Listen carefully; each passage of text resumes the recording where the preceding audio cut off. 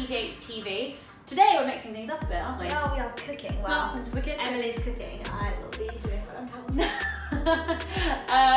So yeah, today we are going to be cooking a spicy paprika chicken with goat cheese, walnut and pear salad, also with some quinoa as a complex carbohydrate. So we'll be chatting and cooking at the same time. Taking you with us. Indeed. The first thing you need to get on is your quinoa, because that takes a little bit longer. So I've already got 100 grams of dried quinoa in here. You could use mixed colour if you'd like. And I've just rinsed it. And that is going to go in this pan with some cold water, and I'm going to bring to a boil and then reduce it to a simmer. Okay, let's go. We've obviously got everything out and prepped it just to save a little bit of time, but we'll put all the ingredients, measurements in the comments below so that you guys know what you need and how much of it.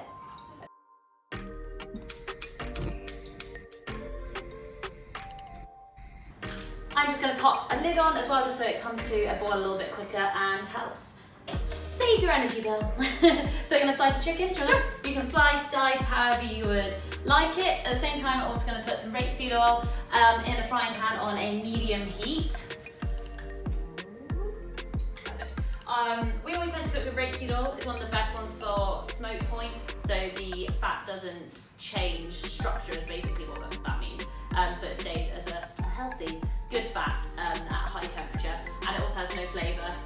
So I will sometimes cook coconut oil if I'm doing a curry or something that you want that flavour in, but with this you don't necessarily really want it to taste like coconut. Did I turn that on or I did not? On a medium heat. Perfect.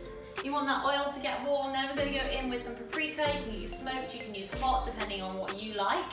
And you just want to toast that in the oil once it's warm, just before you put the chicken in. It helps you get rid of that dusty flavour. Sometimes if you cooked your food and you like whack the spice in last minute, it tastes like powder, which we don't want. But equally, you do not want to burn this when you do put it in. Keep an eye on it. Wash your hands. Sorry, I moved the tea towel out of shot. Didn't fit in with the Instagram kitchen. Beautifully sliced there, Hannah. So efficient. Going in with the chicken.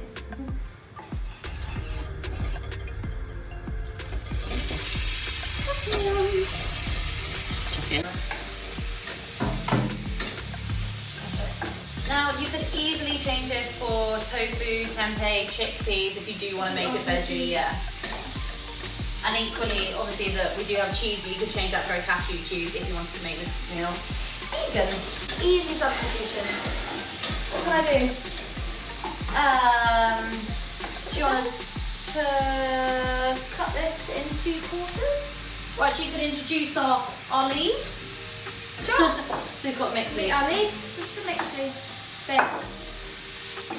So I missed out on your favourite, there's no rocket in there, sorry. You can add some if you would like. I'd suggest adding rocket. Rocket should be added to everything in my book. Just in half and then quarters, did you say? Yeah. Turn that down a bit. That's cooking quite chop up the fresh. pear. Yeah, so ends off straight through the middle. Beautiful. And then into a quarters, put the face down so you don't chop things off. Solid base. Indeed. Not very good. When would you want to eat this? It's one you could serve at a family event or whatever, but for us, this is also, it's great to eat as you go as well. It's also nice to have after a run or something like that. You've got a great source of lean protein. You've got some complex carbohydrates. Also, considering it's a grain, also quite high in protein in your quinoa. And then you've got lots of veggies. The more leaves, like the more variety you have here, the more different micronutrients you're gonna get. So rocket. I've just gone for some soft spring leaves and some spinach as well. And then we're going to go in with some red cabbage, again, packed full of micronutrients. But go for colour, that's the main thing to see. Actually, if we cut this in half, it's so beautiful. Strength gains. Good for an ultra. Look at that. It's so pretty, it's so pretty. So yeah, try and add as much colour into your meals as you can. It's like one of the easiest ways to make sure you're eating well. And then we've got some fats in the goat cheese and also in the walnuts as well. So yeah, it's just a really super easy balanced meal to chop together after a run. And I mean, the only thing this is the only two things you really gotta wait for. And lots of nice flavours. Yeah. And well, I mean, one serving of paprika isn't going to do it for you, but like having a diet high in spice has also been linked to lower inflammation levels, so that's always one to look out for. Especially when you're running a lot. Yeah, you know all about the inflammation. I do, all kinds of inflammation. Apparently cooking mix isn't that good for inflammation, so I've heard. We did actually do this recipe a little while ago. We just thought we'd rephotograph it because we got a new kitchen. That looks pretty. This has now come to a boil, so I'm going to remove the lid and turn it down to a simmer, and now it needs 10 to 15 minutes. If you look at the quinoa, they're like tiny little grains, and then this little swirly tail comes out, and when you can see that, it means it is cooked. You can add some more water if you need to, it starts boiling dry, or equally if it's cooked, you can put it through a sieve at the end if you need to. Oh yeah. Little sweet break, weren't we? How's eating a milky bun, sorry. Actually, I think we go a little bit smaller with these. Yeah, I was thinking that. So We chop those a little bit smaller slices. Yeah. So each pear, you can cut each pear half into 8s, yeah. Oh, it's pear half into quarters. Oh no, sorry. No, Yeah. half. That's a quarter. Ooh. That's fine. Slide. Should I do that? If you do that, if I finish the... So the quinoa is now cooked. We will show an up-close version of it now.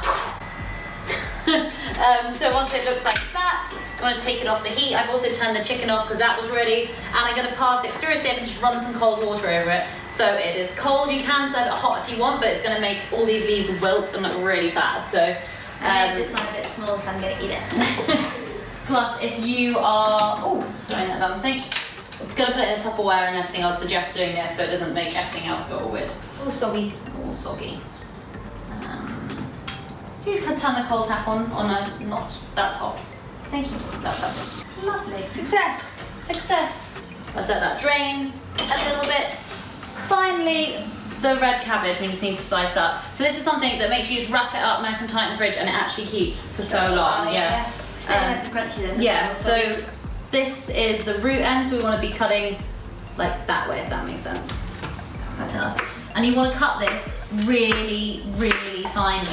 No one wants a massive piece of raw cabbage in their salad. That would be so gross. And you only want to do about 1 inch or so of it. It's literally just to give a little bit of crunch. some texture. That is literally all you need. Yep. And that goes in. Toss with your hands. Yep. Happy as Larry. Let's go with the pears as well. Pear can go in. And the walnuts and the goat cheese will go on the top. Let's wait for this to be all spread out. Nearly through. I'm just going to fluff this with a, actually I think I've chucked a fork in here. Fluff the quinoa with a fork just to make sure the water is out of it. Cool, and then we're going to go in with our quinoa. Sprinkle it over. Goat cheese off and confident. Yeah, I'll toss this again first with the chicken. Watch out. Also, I'll give you, there you go. Thank you. Tools. And chicken. As we said, this could be your tofu or your chickpeas or whatever you fancy.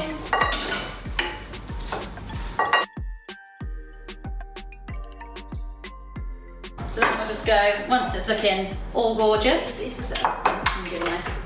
Then you want to go over with your walnuts. You can chop these up finer if you want. We've got like a chunky, yeah.